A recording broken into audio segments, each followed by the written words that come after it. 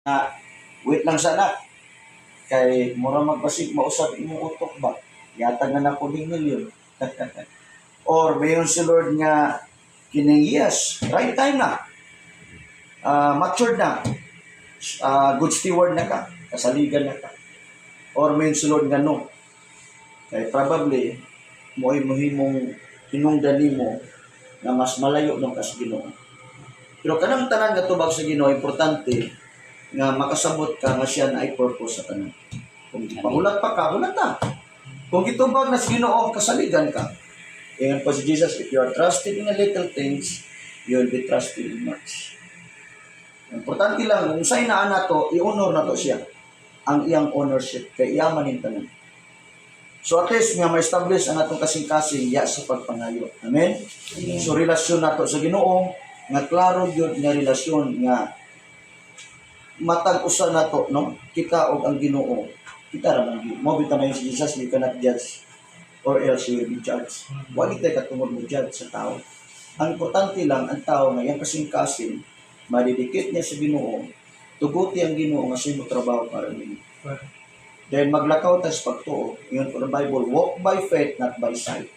Kaya the moment maglakaw ta sa atong makita, diya man ginay problema nga mudaghan o nya magmagot-mot na rin ka kay ang imong gibasyan kay imong nakita. Whereas kung naglakaw ka by faith nga imong tuan tabangan kaniya, siya gyud mo trabaho. Kay by faith man.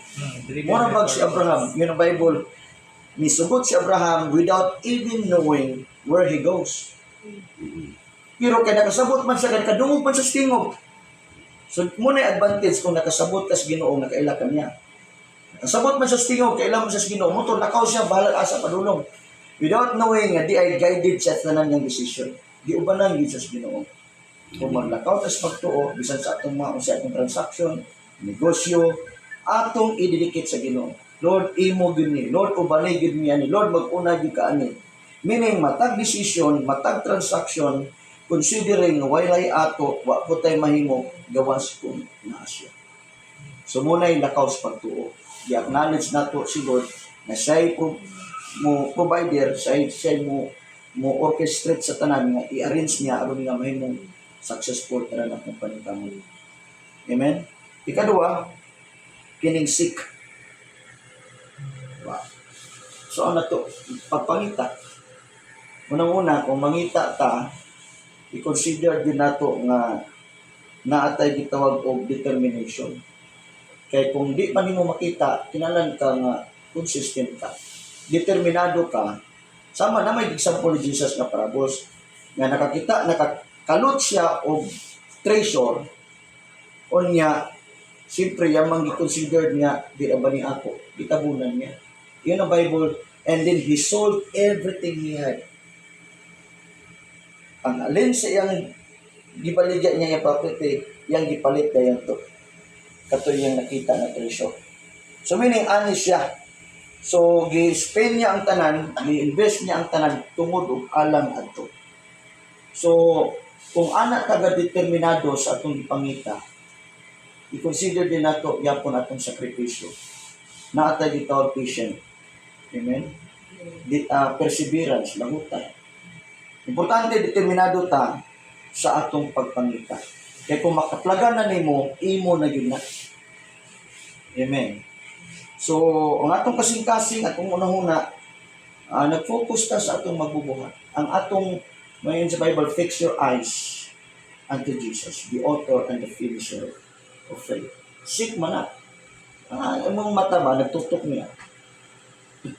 So, i-consider natong sakripisyo, perseverance, and of course, ang atong pag-invest atong oras at panahon. Kay, kung mangita ta, muan ba kita panahon? Kung pag nanarbaw ka, mangita ka kwarta, dili man anak kadali. Kinalan ka mo kukayod. Kinalan ka mo tungas bukid, tugumon. Amen? Kinalan ka magkayod. So, ang Ginoo nagtuo ko nga matag-usa nato na ana siya nindot nga giandam. Nagid siya giandam para nato. Okay. Yan ang Bible nga walay pinalabis Ginoo. Kung ipaboran niya itong kita sa atong pagsik sa Ginoo, meaning determinado ta aning atong kinabuhi. Nakauban na to siya. Determinado ta mo sakripisyo. Determinado ta sa atong paglahutay. Mao na pagpangita sa Ginoo. Amen. Na may pag-antos. Pero anyway, yung ng Bible, all things work for good to those who love Him according to His purpose. So, naaman siya kalisdanan, bisan kali mga taong dato, naman po na sila gibati ng mga pagsulay. Wala may excepted. Mas labaw pa. Mas dako kay sila sa nagutang. Mas dako pa. Wala yung exempted sa mga trials sa kinabuhi. Pero, Kaya mga professor sa IT, sa mo. Antay na, mas grabe na. nagmayroon na sila utang o dagkong pressure. Estudyante ang mga kauban na. Labad na. So, praise the Lord. Last is knock. Kinig yung pagpanuktok. Nagtuog ko nga, kinig ipasabot ni Jesus pagpanuktok. Ato mang i-consider na pamalingan nga dita perfect.